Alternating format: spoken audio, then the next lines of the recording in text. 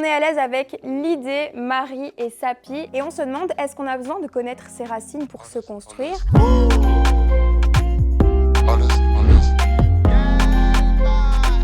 Petit point de contexte quand même pour savoir qui est qui fait quoi ici. Toi Marie et toi Sapi, vous avez toutes les deux été adoptées. Vous allez nous raconter votre histoire parce qu'elles sont totalement différentes. Et toi Lydé, tu travailles dans un SAS. Exactement. Tu sais nous expliquer c'est quoi? Alors c'est un service d'accrochage scolaire, on essaye de maintenir des jeunes en difficulté. On a quelques jeunes qui font partie de familles d'accueil parce qu'à la maison ça allait pas, les parents avaient un rapport à la drogue un peu problématique par exemple. Ok, donc on verra avec toi comment certaines histoires de jeunes dont tu t'occupes peuvent faire écho à ce que vous nous racontez Sapi, Marie, et on va voir aussi que ce lien avec ses origines, ça ne concerne pas forcément que les personnes qui ont été adoptées. J'ai envie de commencer avec toi. Vous pouvez vous servir, Sapi et Lydé, ils l'ont compris. Tu peux te J'ai bu une servir. gorgée déjà. Ok, ça va. Bon appétit. Mais toi, ton histoire, elle est folle. Il s'est passé des choses très récemment. Est-ce que tu peux un peu nous en dire plus? En fait, ce qui s'est passé, donc moi je suis adoptée du Guatemala. Et ça, je le sais depuis que je suis toute petite, depuis que j'ai pu comprendre, donc j'ai pas trop de soucis avec ça. J'ai toujours grandi avec l'idée que mes parents ils voulaient avoir un enfant, que c'était pas possible, donc ils ont adopté. Vraiment, ça a été assez naturel. Assez facile, vraiment, vraiment. Par contre, pile avant le confinement, je vois en fait un réel d'une femme qui témoigne qu'elle a été adoptée du Guatemala et qu'en faisant ses recherches pour retrouver sa mère biologique, elle apprend qu'elle est issue d'un trafic d'enfants. Et tu tombes sur ce réel totalement par hasard? Oui, via une association qui s'appelait Acer Puente. Et moi, Acer Puente, ça me dit quelque chose.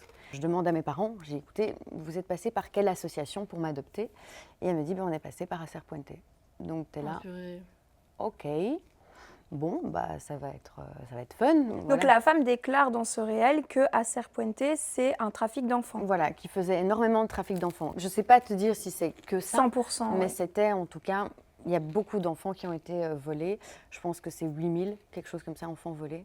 Avec des dossiers d'adoption qui étaient complètement bidons. C'était assez dur pour elle. Elle a sûrement donné une période donnée où ce trafic s'est fait. Oui. Et tu corresponds à cette période? Oui, je suis pile à la fin en fait, je suis dans les derniers adoptés.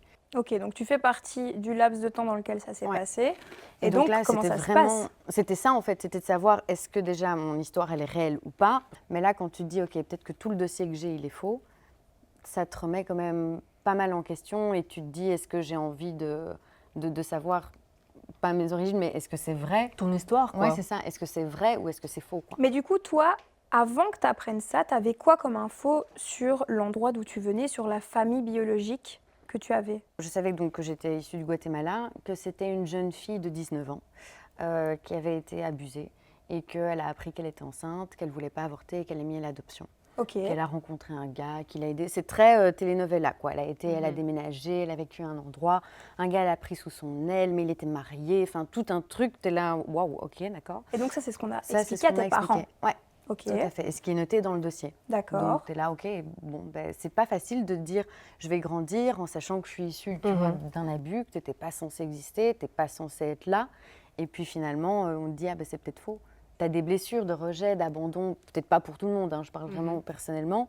En fait, ça se trouve pas du tout. Ça se trouve, on t'a kidnappé.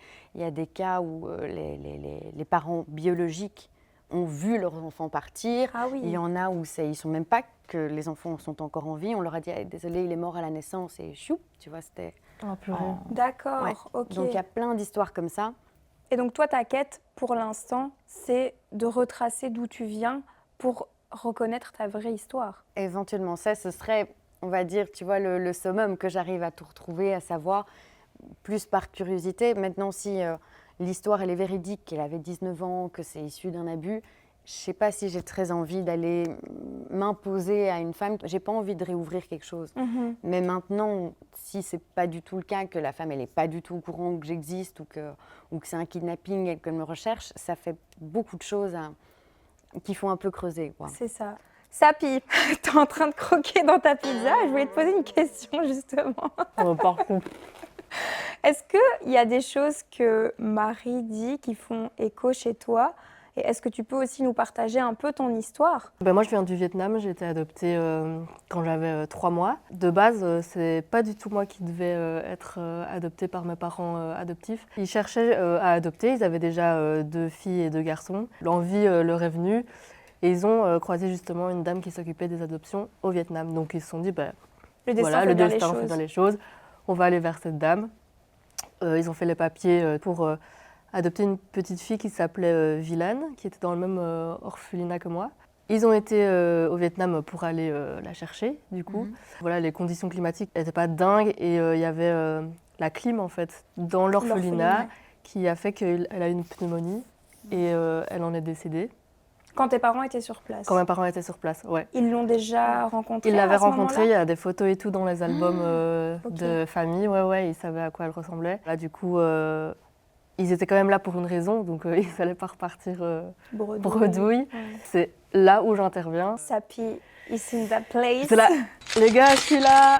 Et oui, ils ont dit ok, viens.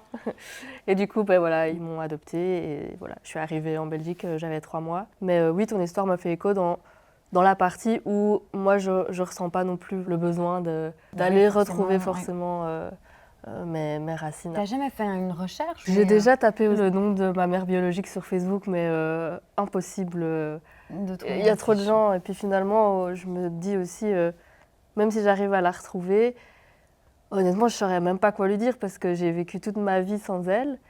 Et je parle pas sa langue non plus, donc ce serait trop bizarre. Je ne saurais pas comment communiquer avec elle, quoi. Oui, c'est ça. Ce qui me ferait peut-être plus tilter, c'est de savoir si on se ressemble ou pas, de savoir si je ressemble à quelqu'un Tu ailleurs. ressembles à quelqu'un. Oui. Ou savoir si j'ai des frères et sœurs. Bon, ça j'aimerais bien le savoir. Mais bon, j'ai les miens en Belgique, mais de sang, ça m'intéresserait peut-être. C'est quoi pour vous la définition d'une famille? Et pour toi aussi, pour les jeunes dont tu t'occupes, je veux pas que tu parles à leur place, mais vous formez aussi un peu une famille. En fait, ils ont, comment dire, il y a des schémas abandonnés qu'ils essaient d'éviter. Donc leur famille, ça devient leurs amis. Dans leur manière de se construire, c'est assez compliqué pour eux, hein, parce qu'ils ont du mal à avoir confiance en eux. Ils prennent leurs amis pour une famille de substitution. Ils ont peur d'être rejetés. Quelque part, ils rejouent en fait des schémas à l'infini, comme ça, que ce soit dans leurs relations amoureuses ou amicales. Ils sont amenés à beaucoup être déçus parce que, comme ils ont cette peur de l'abandon, étant donné qu'ils l'ont déjà été une fois, inconsciemment ou pas, ils vont tout faire pour que leur relation aille au fiasco. Parce que, Sans s'en rendre compte. sans s'en rendre compte, ou parfois même en s'en rendant compte, Ok. pour confirmer leur idée que tu vas m'abandonner. Entre guillemets, je préfère être surpris que déçu. Donc je préfère être toxique dans la relation de manière à ce que ça se crache pour confirmer Ma vision de la relation. ma vision de la relation. Et voilà. Vous vous retrouvez dans ce qu'ils racontent parce que toi, tu parles de jeunes qui ont eu des soucis avec leur famille biologique, mais donc qui n'ont pas été adoptés. Est-ce que ce sentiment abandonnique, c'est ça que tu as dit? Un schéma abandonné. Schéma abandonnique, est-ce que vous l'avez ressenti, vous, à un moment donné dans votre vie ou pas du tout? Plutôt, oui. Par exemple, pour ma part, je me suis beaucoup accrochée dans des relations où il fallait juste dégager. Partir. Et juste parce que tu as peur de te retrouver dans de dire « Ah non, il n'y a rien, tu vas rester ». Ou au contraire aussi, je pense que quand tu as un conflit ou une dispute, tu peux très vite te dire « Ah ok, je me casse. Je me casse, je me barre ». Et t'abandonnes aussi très vite. Comme ça, tu préfères ça que ce soit… Enfin, en tout cas, je parle de nouveaux persos. Qu'on mais te le fasse à toi. Oui, Ok. c'est ça. Je préfère, il y a une dispute, je me casse plutôt que ce soit l'autre, quoi. Tu dis oui, toi. Oui. Ok. Elle a parlé pour toi ou pas? Je pense que moi aussi, au début, dans mes relations même amicales, j'avais besoin vraiment que ce soit investi des deux côtés. Je donnais tout pour la personne, mais j'avais besoin aussi que cette personne me donne autant. J'attendais en fait de sa part. Et puis j'ai grandi, j'ai pris en maturité, c'est plus du tout le cas maintenant, heureusement. Et j'en reviens à la notion de famille parce que c'est vrai que j'ai dévié vers toi, puis je vous ai posé une autre question, mais c'est quoi alors pour vous la définition d'une famille? Ça ne s'arrête pas du coup au lien du sang. Moi j'ai quand même une famille avec qui je ne partage pas d'ADN. J'ai une famille en Belgique, mais j'ai pas que ma famille, mes frères, mes sœurs, mes parents. J'ai ma famille avec mes amis proches que je considère vraiment comme une deuxième famille. Tu penses la même chose, toi? Oui, mais c'est peut-être moins large dans le sens où j'inclurais pas, par exemple, mes amis. Souvent, on dit « Ah, c'est pas tes vrais parents » ou des choses comme ça. On t'a dit ça? Ah oui, souvent, même quand tu dis « Ah, mais alors tes parents, c'est pas tes vrais parents », t'es là. Ben, en fait, si. C'est eux qui m'ont éduquée, c'est eux qui me donnent à manger, c'est eux qui m'ont mis au lit, c'est eux qui m'ont mis une histoire avant de dormir. Enfin, tu vois, pour moi, c'est ça la famille. Il y a une génitrice et puis il y a mes parents, quoi. J'ai l'impression, mais peut-être que je me trompe, qu'il y a eu un moment donné dans votre vie où vous vous êtes dit « je rejette un peu mes origines ». Peut-être que j'interprète ce que vous êtes en train de me dire. Est-ce que vous pouvez confirmer, infirmer ce que je dis? Moi, je pense, oui, en effet, qu'il y a eu, d'une part, mes parents adoptifs sont belges, blancs, quoi. Toute ma famille est blanche. J'ai pas de modèle asiatique qui a pu m'inculquer des valeurs de ces pays d'Asie. Dans un premier temps, je crois qu'il y a eu un désintérêt. Et puis, je pense que dans un deuxième temps, il y a eu un rejet de pas vouloir m'intéresser à tout ce qui est en lien avec l'Asie. Parce que j'avais envie vraiment de me fondre dans la masse. Que mon adoption et mes origines ne me définissent pas en tant qu'être humain, quoi. Je suis là, je suis belge. J'adore le vol au vent, comme vous. Et voilà. Mais tu penses que tu as réagi comme ça, pourquoi? Est-ce que comme Marie, par exemple, tu as subi des moqueries et c'est ça qui a fait que... Ou peut-être tu sais même pas me répondre. Dans un premier temps, ça a été inconscient. Mais oui, il y a eu... je sais pas si c'était des moqueries, mais il y a toujours évidemment tous ces clichés autour de nos origines auxquels j'avais juste pas envie de rentrer dedans, quoi. Ouais. Et toi, du coup, est-ce que tu te retrouves dans ce qu'elle dit ou alors toi, t'as eu aucun souci dès le début? C'est pas tellement un pays connu, enfin en tout cas j'ai l'impression, donc j'ai pas beaucoup de moqueries par rapport à ça. Mais c'est vrai que très vite quand tu dis je suis adoptée, les gens font « Ah, je suis désolée ». T'es là, bah... Les gens s'excusent en fait. Ouais. Les gens sont désolés parce qu'ils pensent que tu le vis forcément mal en fait. Ouais. Et que c'est une mauvaise chose que tu sois adopté, alors que moi personnellement je le ressens vraiment comme une chance. Je suis là, mais sois pas désolé, sois content que je sois là avec toi. Oui, tu vois, j'ai une chouette vie grâce à mes parents qui m'ont adoptée, quoi. À fond. Mais les gens ont un peu pitié, ils sont un peu mal à l'aise. Et souvent quand tu dis que tu es adopté, c'est « Ah, si tu veux pas en parler, t'inquiète, no stress, on change de sujet ». Ils sont vraiment mal à l'aise. Si vous aviez l'occasion de rencontrer vos parents biologiques, est-ce que vous le feriez? Qu'est-ce que ça vous apporterait? Moi, personnellement, je pense que je le ferais pas. J'ai trop besoin de ma paix intérieure que j'ai. Et si je vais à l'encontre de mes parents biologiques, j'ai peur que ça déclenche quelque chose qui fait que je ne sois plus autant en paix avec moi-même aujourd'hui et que je me pose 1 milliard de questions et que j'ai envie d'avoir 1 milliard de réponses. Pour l'instant, là, je vis bien. Je sais rien et c'est très bien comme ça. C'est très bien comme ça. Toi, du coup, si tu pouvais rencontrer tes parents biologiques, là, ça change la donne. Ah ouais, là, la question, si je te l'avais posée il y a quelques années, tu m'aurais peut-être pas donné la même réponse. Moi, j'aurais dit, pareil, je ne sais pas comment j'aurais réagi, certainement « bonjour madame ». Mais maintenant que tout ça a changé, je ne sais pas comment je réagirais du tout. Je sais que je voudrais, ça c'est sûr. Mais oui, tu ne veux pas imaginer parce que c'est quelque chose, je pense, tellement fort émotionnellement qu'il faut le vivre et pas l'imaginer, tout simplement. On a beaucoup parlé.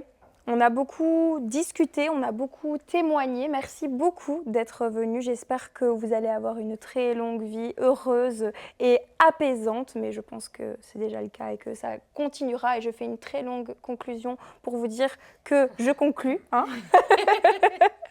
Mais avant de se quitter, j'aime toujours terminer par 3 phrases, 3 affirmations. Je vous les balance. Et là, il faut trancher. On répond par oui ou non. Mais il n'y a pas de oui, mais en fait, non. Oui ou non. Ok. Première affirmation. Ma famille d'adoption est et restera toujours ma seule et unique famille. Non. C'est oui ou non ou vrai ou faux? Ou peut-être. Elle me regardait, elle me disait oui quand je lui donnais les règles, mais en fait, non. Oui ou non? Oui ou non. Ah, ok. Du coup? Non. Ok. Non, peut-être. Je sais pas. Oui, non, je sais pas. Oui, c'est aussi une réponse. Oui. Si aujourd'hui tu devais donner une réponse qui n'est pas figée dans le temps, mais ce que tu penses aujourd'hui. Bah oui. Oui. Ah, c'est chaud. C'est oui, chaud. Oui. Ok. Bon, toi du coup, je sais pas te poser cette question. J'aurais tendance à dire oui. Ok. Mais c'est chaud. Bah, bien sûr, c'est chaud. Et vous avez dit ce que vous voulez jusqu'à maintenant. Ouais, c'est vrai. Maintenant, il y a un peu de challenge. Hein. Ouais, challenge. Deuxième phrase. On a les mêmes chances dans la vie, qu'on grandisse ou pas dans un schéma familial classique. Non. Non. Non. Mince, j'aurais voulu savoir pourquoi le nom. Ok. Dernière affirmation. C'est nécessaire pour moi de connaître mes racines pour me construire. Non. Non. Oui. Je dirais oui aussi, même si vous ne me l'avez pas demandé. Merci beaucoup. La tradition, c'est qu'on trinque avec nos verres, avec nos bouts de pizza. Brr, On brr. chine à la vie. Brr, brr. Allez, brr, brr. Attends, mais chine avec moi avant. Santé, hein. À la vie. Santé. Santé.